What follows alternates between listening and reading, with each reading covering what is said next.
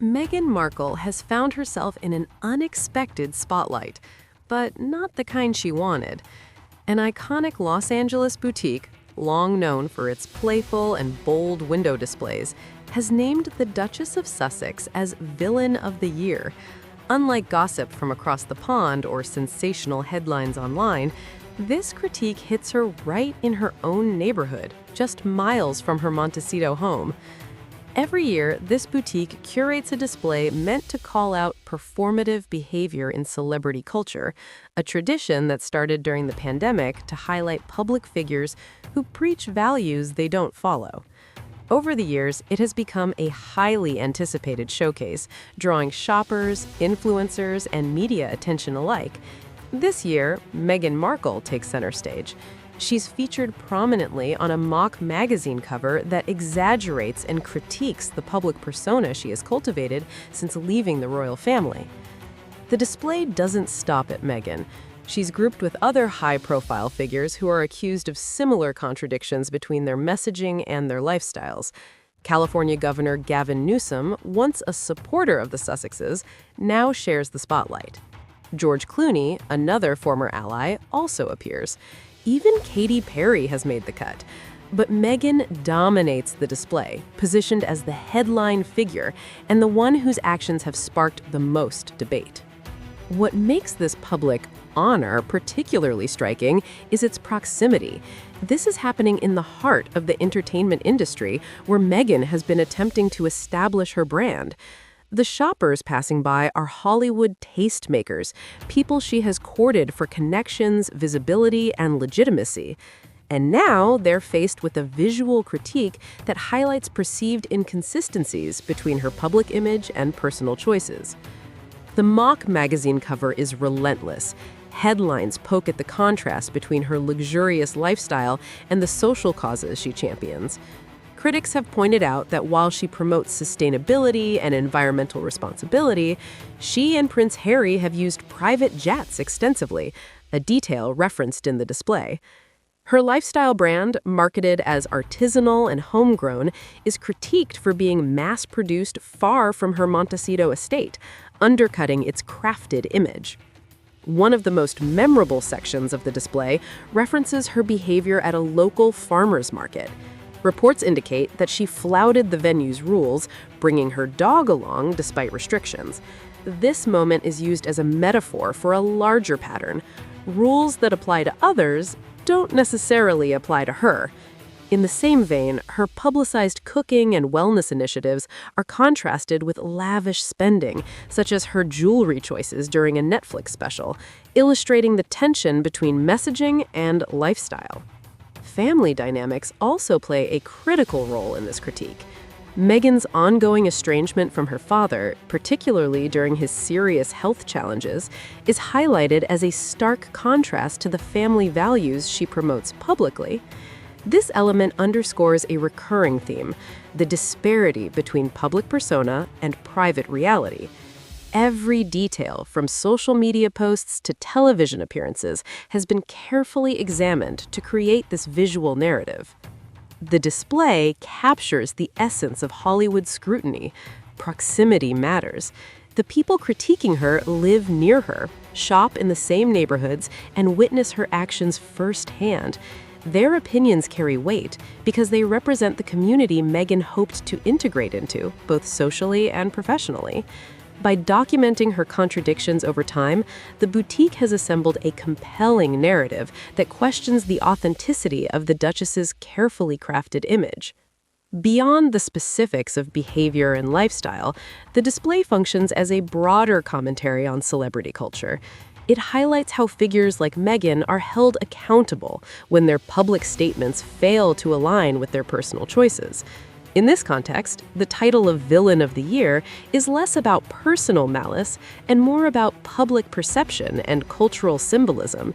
It reflects the industry's ongoing frustration with performative activism and inconsistency among high-profile figures. The timing of this display is also particularly pointed. The holiday season, usually a period of elevated visibility and consumer engagement, amplifies the critique. As Meghan continues to pursue lifestyle branding and entertainment projects, the window serves as both social commentary and market feedback. It highlights that authenticity, or the perception of authenticity, remains central to success in Hollywood, even for royalty-turned celebrities. This visual critique also raises questions about the sustainability of Meghan's brand. With public skepticism mounting, the boutique's window display functions as both a cautionary tale and a snapshot of shifting attitudes. It's a reminder that in the entertainment industry, proximity, consistency, and credibility are crucial, and that audiences are quick to detect discrepancies between messaging and actions. In sum, Meghan Markle's latest brush with public censure is less about scandal, but more about perceived dissonance between image and reality. The LA boutique's window display consolidates years of observation into a single, highly visible statement. By doing so, it underscores the complex dynamics of celebrity accountability, public scrutiny, and the challenges of maintaining an aspirational persona in an industry that thrives on authenticity. The repercussions of this public critique are not purely symbolic. Meghan Markle's inclusion in the boutique's display highlights a growing tension between perception and personal branding. The Villain of the Year label may seem tongue-in-cheek, but it carries real implications for her credibility, influence, and commercial ventures. Her lifestyle brand, intended to integrate with her Netflix projects, is already struggling. Website traffic is modest, sales are inconsistent, and her pop-up shops have faced operational and legal challenges, such as questions about alcohol licensing. Even during the high-visibility holiday season, the expected boost in consumer engagement has failed to materialize. This underperformance compounds the public critique, suggesting that the perception of inauthenticity extends into commercial viability. Critics have noted that Meghan's content often projects warmth and relatability while simultaneously highlighting privilege. The Villain of the Year display underscores this duality, showing how her messaging about simplicity, wellness, and family can clash with high-end spending and curated spectacle. For instance, her Montecito estate, private jet travel, and luxurious lifestyle choices are contrasted with the messages she promotes through media appearances and product lines. Hollywood is a particularly unforgiving environment when it comes to authenticity. Unlike the British press, which often maintains a level of distance, Los Angeles insiders and local consumers experience her actions firsthand. The boutique display leverages this proximity, transforming casual observation into a publicly documented critique. By placing her actions in the same visual space as other high-profile figures, it emphasizes that perceived inconsistencies have consequences beyond mere gossip. They affect reputation and influence. The display also reflects the fragility of alliances in the entertainment industry. Former supporters like Governor Gavin Newsom and celebrity friends now appear alongside her in the critique. Their presence signals that public perception can impact even those closely associated with her brand, and that proximity to the Sussex brand carries reputational risk. George Clooney's inclusion further demonstrates that association alone is not enough to shield figures from scrutiny in Hollywood culture. This scrutiny extends to personal relationships, most notably with her father. Meghan's absence from public acknowledgement during his health struggles is cited as evidence of disconnect between her public advocacy for family and her private actions. Moments like this reinforce the broader narrative of performative authenticity that the boutique seeks to expose. Audiences are attuned to these contrasts, and repeated inconsistencies erode credibility over time. In addition to lifestyle and family, the display critiques business choices.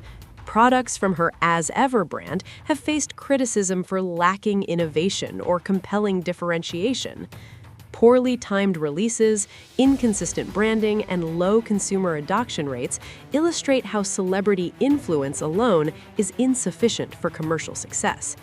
In essence, the display critiques both persona and enterprise, underscoring the interdependence of public image and business viability. The broader lesson is that celebrity influence is contingent on perceived integrity. Consumers, neighbors, and industry insiders alike are sensitive to discrepancies between messaging and actions. The boutique's visual takedown communicates that even minor inconsistencies can accumulate into a larger narrative of inauthenticity. Meghan's placement as a villain of the year signals that her image has reached a tipping point in the eyes of the very community she hoped would support her endeavors. Finally, the display functions as a mirror, reflecting a combination of admiration and criticism that has followed Meghan since she left the royal family. The mixture of fascination, scrutiny, and disappointment is central to her public persona. By presenting her in a context that juxtaposes privilege, lifestyle, and messaging, the boutique captures a narrative arc that is both entertaining and revealing. Ultimately, the Villain of the Year window is not just a local stunt, it's a commentary on perception, accountability, and authenticity in Hollywood. It highlights how proximity, observation, and public behavior converge to shape reputation. For Meghan Markle, the display is a vivid reminder that public perception is difficult to control, especially when actions contradict messaging. The title may be humorous, but the implications are serious. Hollywood expects authenticity, and when it's absent, consequences follow.